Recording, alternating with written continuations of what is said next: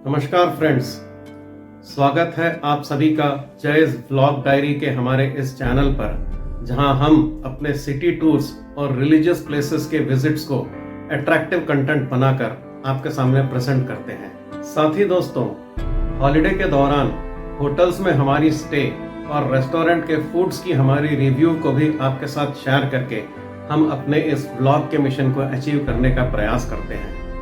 इस तरह के इंटरेस्टिंग कंटेंट्स आपके सामने प्रेजेंट करके हमारी कोशिश रहती है कि हम आपका थोड़ा बहुत एंटरटेन कर पाएं या आपके लाइफ में थोड़ी बहुत वैल्यू एडिशन कर पाएं। यदि ऐसा करने में हम थोड़ी बहुत भी सफलता हासिल करते हैं तो ये हमारे लिए फक्र की बात होगी। दोस्तों फ्रेंड्स, हमारे चैनल का एक ड्रीम है कि हम हमारे इस कंटेंट क्रिएशन के मिशन को रेगुलरली फॉरवर्ड पुश करते जाएं। ये तभी पॉसिबल है फ्रेंड्स, जब आपका कांस्टेंट सपोर्ट हमें मिलता रहे। इसके लिए आपको केवल एक छोटा सा काम करना है, हमारे चैनल को सब्सक्राइब करके यदि हमारे वीडियोस अच्छे लगे तो इसे अपने फ्रेंड्स और रिलेटिव्स के बीच शेयर करके हमारे इस मिशन को सपोर्ट करें। साथ ही फ्रेंड्स, बेल आइकॉन प्रेस करके ऑल नोटिफिकेशन सेलेक्ट करना न भूलें, जिससे कि हमारे वीडियोस देखने का सौभाग्य सबसे पहले आपको हासिल हो। दोस्तों, आजकल मेरा बेटा अपनी फैमिली के साथ बैंगलोर में रहने लगा है। ऐसे में अपने बेटे और बहू के साथ थोड़ा बहुत टाइम स्पेंड करने के बहाने हमारा भी बैंगलोर आने जाने का योग बनने लगा है। ऐसे में इस अल्ट्रा वाइब्रेंट सिटी का जो हमने टूर किया है और इस सिटी को लेकर हमारी जो इम्प्रेशन बनी है, उसकी एक अट्रैक्टिव कंटेंट बनाकर हम आपके सामने हाजिर हुए हैं, इस उम्मीद से कि हमारी ये कंटेंट आपको अवश्य पसंद आएगी। So without further delay friends, आइए हम और आप मिलकर इस खूबसूरत कंटेंट का आनंद लेते हैं। 1,30,00,000 से भी ज़्यादा लोगों को आवास देने वाली हाईली वाइब्रेंट बेंगलोर शहर दक्षिण भारत की दक्कन पठार पर बसी हुई है। बेंगलुरु को भारत की सिलिकॉन वैली भी कहा जाता है, जो एक हलचल भरी महानगर के साथ कर्नाटक की राजधानी भी है। भारत की आईटी और सॉफ्टवेयर इंडस्ट्री के केंद्र के रूप में अपनी पहचान के कारण इसे यह बहुमूल्य टैग मिला है। मॉडर्न ऑफिसेस, आईटी पार्क और बेहतर कनेक्टिविटी बेंगलुरु की खास पहचान मानी जाती है। बेंगलुरु की स्ट्रेंथ यहाँ की डायनेमिक वर्कफोर्स है और यहाँ के लोग एकदम नए विचारों वाले हैं। यह एक फास्ट पेस्ड और अट्रैक्टिव सेंटर है जो दुनिया भर से प्रतिभा, निवेश और ध्यान आकर्षित करती रहती है। बेंगलुरु को भारत की स्टार्टअप कैपिटल भी कहा जाता है, जहां हर साल नए स्टार्टअप्स उभर कर आते हैं। यह एक इनोवेशन एंड टेक्नोलॉजी की ग्लोबल हब है। बेंगलुरु को भारत का गार्डन सिटी कहा जाता है। सी लेवल से 3000 फीट की ऊंचाई के कारण पूरे वर्ष मध्यम और सुखद मौसम रहता है। सर्दियों में बेंगलुरु की मौसम बेहद प्लेजेंट होती है। दिन का तापमान 15 से 27 डिग्री सेल्सियस के दरमियान होता है, जो आउटडोर एक्टिविटीज़ के लिए परफेक्ट है। रातें ठंडी होती है, तापमान कभी कभी लगभग 8 डिग्री सेल्सियस तक गिर जाती है। पर्यटकों और स्थानीय लोगों के लिए बाहरी त्योहारों और कार्यक्रमों का आनंद लेने के लिए यह समय काफ़ी अनुकूल है। यदि मार्च से मई की पीरियड को नज़रअंदाज कर दिया जाए तो क्लाइमेट वाइज बेंगलुरु को 10 में से 9 अंक दिया जा सकता है। 16वीं शताब्दी में केम्पेगौड़ा के शासनकाल के दौरान यह शहर स्थापित किया गया था और जल की ज़रूरतों को पूरा करने तथा सिंचाई के लिए कई झीलों का निर्माण हुआ। इनमें से कई झीलें आज भी मौजूद हैं। पिछले कुछ वर्षों में बेंगलुरु में तेज शहरी विकास और बढ़ती आबादी से झीलों एवं जल संसाधनों पर दबाव बढ़ गया है। शहरी विकास के कारण कई झीलों को एनक्रोचमेंट एवं प्रदूषण समस्याओं का सामना करना पड़ रहा है। इन सारी चुनौतियों के बावजूद झीलें बेंगलुरु की पहचान को बनाई हुई है और शहर के मनोरंजन एवं ऐतिहासिक विरासत में अहम योगदान देती है। बेंगलुरु की सदाबहार मौसम एवं खूबसूरत झीलों की जहां इतनी बातें हो चुकी, तो लाल बाग बॉटनिकल गार्डन को कैसे भूल सकते हैं। पौधों के प्रेमियों के लिए इस उद्यान को तथाकथित शासक हैदर अली ने डिज़ाइन किया और बाद में 18वीं शताब्दी में उनके बेटे टीपू सुल्तान ने इसे पूरा किया। किसी भी मायने में यह अद्भुत बगीचा किसी स्वर्ग से कम नहीं है। हरियाली के बीच खूबसूरत राजसी ग्लास हाउस इस गार्डन की प्रमुख आकर्षण है। खिलते फूलों की मीठी खुशबू और पक्षियों की चहचहाहट सुनकर निश्चित ही आप स्वर्ग सुख की प्राप्ति का अनुभव करेंगे। 1912 से लाल बाग फ्लावर शो साल में 2 बार गर्मी और सर्दी में आयोजित किया जाता रहा है। इंग्लैंड की द ग्रेट स्प्रिंग शो से प्रेरित यह शो आज शहर की सबसे प्रतिष्ठित फ्लावर शो मानी जाती, जिसे देखने लाखों की तादाद में भीड़ उमड़ती है। लाल बाग फ्लावर शो पौधों के शौकीन, फोटोग्राफर्स और नेचर लवर्स की पैराडाइज ऑन अर्थ है। मात्र 20 रुपये की एंट्री टिकट लेकर जन्नत की सैर भारत के अलावा और कहाँ मुमकिन होगी। इस अति खूबसूरत उद्यान को देखे बगैर बेंगलुरु को अलविदा कहकर आप एक अद्भुत अनुभव से स्वयं को वंचित करेंगे। बेंगलुरु की नम्मा मेट्रो आज शहर की बेहतरीन ट्रांसपोर्ट परियोजना है। इसमें पर्पल लाइन बैपनाहल्ली से मैसूर रोड तक चलती और ग्रीन लाइन नागसंद्रा से यलचनहल्ली तक चलती है। इसके अलावा ब्लू लाइन की रीच 6 यलचनहल्ली को अंजनापुरा के साथ कनेक्ट करती है।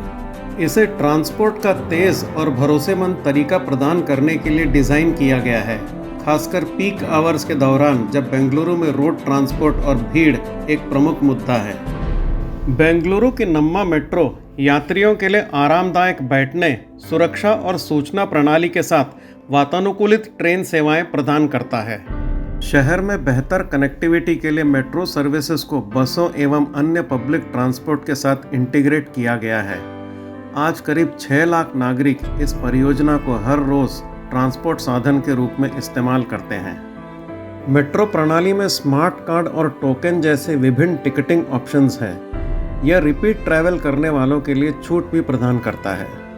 बेंगलुरु मेट्रो का लगातार एक्सपेंशन हो रहा है। शहर के अधिक क्षेत्रों को जोड़ने के लिए अतिरिक्त चरणों और लाइनों की योजना है, जिससे यह बेंगलुरु के परिवहन बुनियादी ढांचे का एक इम्पॉर्टेंट यूनिट बन गया है।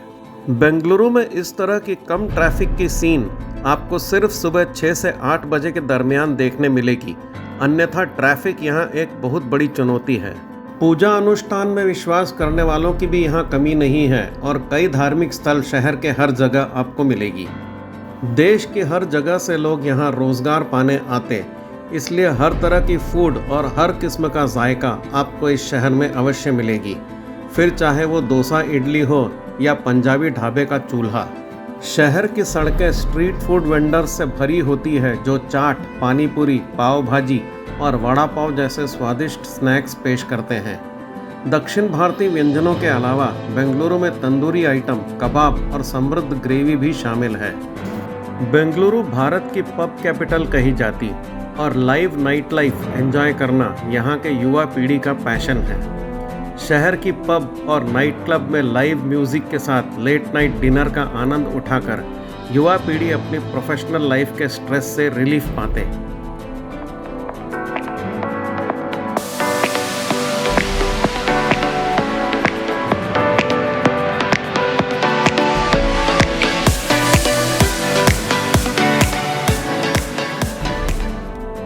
फ्ली मार्केट में अक्सर युवा पीढ़ियों को यूनिक आइटम्स की शॉपिंग करते हुए पाया जाना आम बात है।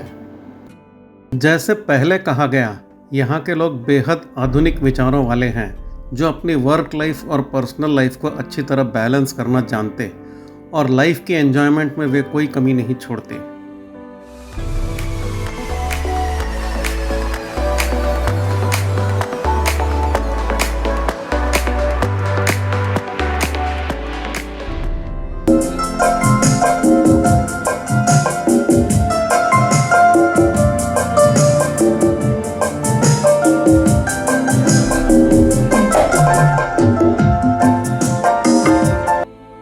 बेंगलुरु की विधान सौदा कर्नाटक राज्य विधानमंडल की सीट है और भारत के कर्नाटक राज्य के लिए विधान भवन के रूप में कार्य करती है। यह बेंगलुरु शहर के केंद्र में स्थित है, जो एक प्रतिष्ठित सरकारी इमारत और शहर का एक प्रमुख स्थल है। इसकी प्रभावशाली नवद्रविड़ वास्तुकला शैली आधुनिक और पारंपरिक दक्षिण भारतीय वास्तुशिल्प तत्वों का मिश्रण है।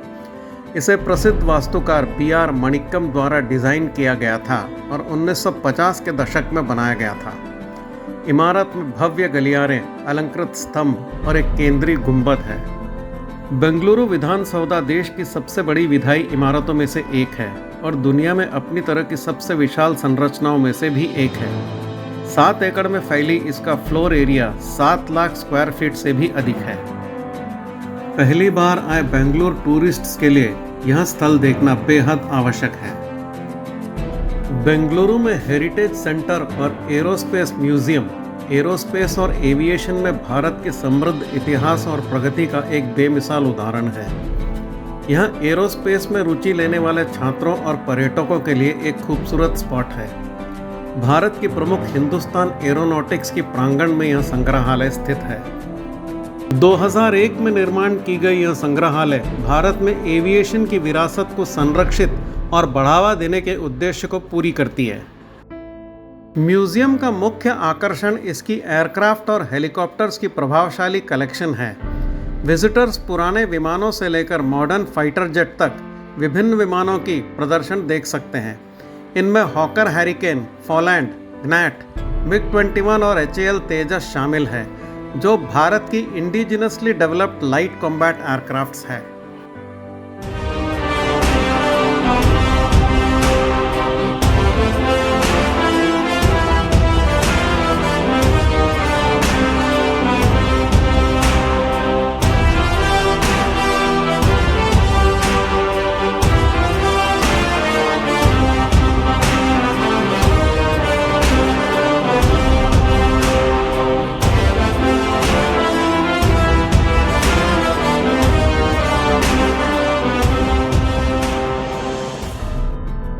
बेंगलुरु की कल्चर, वर्क लाइफ, यहाँ के लोगों की एटीट्यूड एवं बेंगलुरु के खास आकर्षण के बारे में काफ़ी जिक्र हो चुका है दोस्तों। अब सवाल उठता है कि यदि बेंगलोर में रहना पड़े तो यहाँ का लिविंग कॉस्ट कितना होना चाहिए। वैसे तो किसी भी गांव या शहर में किस तरह से रहा जाए, ये प्योरली हमारी नीड्स और हमारे एटीट्यूड के साथ हमारी प्रायोरिटीज़ पर डिपेंड होता है, और बेंगलुरु भी इसका कोई अपवाद नहीं है। कॉस्ट ऑफ लिविंग को लेकर इस शहर के बारे में मेरी जो इम्प्रेशन बनी है वो ये है कि आपके इनकम का एक साइजेबल पोर्शन आपको रेंट के लिए देना होगा यदि आपके पास खुद का घर ना हो तो। इसके अलावा यदि आपके एम्प्लॉयमेंट ऑफर में कन्वेंस आपको खुद मैनेज करना है तो इस एरिया में भी आपका काफ़ी पैसा जाएगा। वैसे पब्लिक ट्रांसपोर्ट का इस्तेमाल कर आप इस खर्चे से काफ़ी हद तक राहत पा सकते हो। खान पान और अन्य ज़रूरत की चीज़ों को लेकर किसी भी मेट्रो सिटी में जो भी खर्च होता है, बेंगलोर में भी आपको लगभग उसी स्तर का खर्च मिलेगा। आज के भारत की यदि बात किया जाए तो लोग पढ़े लिखे और टैलेंटेड इतने हैं कि इस शहर में 18 से 20 लाख कमाना कोई मुश्किल काम नहीं है। इस स्टैंडर्ड को बेसलाइन मानकर बात किया जाए तो बेंगलोर का एक एवरेज रेसिडेंट एक कंफर्टेबल लाइफ लीड करने के बाद अपने इनकम का एक हिस्सा को अपने फ्यूचर के लिए सेव करने में ज़रूर सक्षम है। ये प्योरली मेरी ओपिनियन है फ्रेंड्स, जो इस शहर में कुछ समय बिताने के उपरांत मैंने खुद फॉर्म किया है। हो सकता है आप में से कुछ लोग मेरी इस ओपिनियन में डिफ़र करें। तो फ्रेंड्स, ओपिनियन तो प्योरली पर्सनल होता है, इसलिए मैं सबकी ओपिनियन को रिस्पेक्ट करते हुए केवल अपना ओपिनियन रखने का प्रयास कर रहा हूँ। इस प्रेजेंटेशन में यदि छोटी मोटी त्रुटि हुई हो तो उसे इग्नोर करके मेरे पॉजिटिव पॉइंट्स पर फोकस करके मुझे सपोर्ट करने की कृपा करें। वैसे तो फ्रेंड्स, बेंगलोर इतना अल्ट्रा मॉडर्न, इतनी हाईली वाइब्रेंट और इतनी फैली हुई सिटी है कि पूरी सिटी की टूर को एक ही वीडियो में कवर करना मेरे लिए पॉसिबल नहीं था। तो जिन प्लेसेस को मैंने विजिट किया और जितना मैंने इस सिटी को लेकर अपना इम्प्रेशन बनाया, उसी के आधार पर मैंने ये कंटेंट आपके सामने प्रेजेंट किया है। मुझे पूरी उम्मीद है कि मेरी ये कंटेंट आपको अच्छी लगेगी और आप इसे अपने फ्रेंड्स और रिलेटिव के साथ शेयर करके हमारे इस चैनल को ज़रूर सपोर्ट करोगे। ऐसी ही उम्मीद लेकर मैं आपको आपके फैमिली के साथ ढेर सारी बधाई देता हूँ और ढेर सारे ब्लेसिंग्स के साथ आपसे इस उम्मीद के साथ विदा लेता हूँ। बहुत जल्द इसी तरह का एक और अट्रैक्टिव कंटेंट लेकर आपके सामने हाजिर होगा। तब तक God bless you, goodbye, see you again.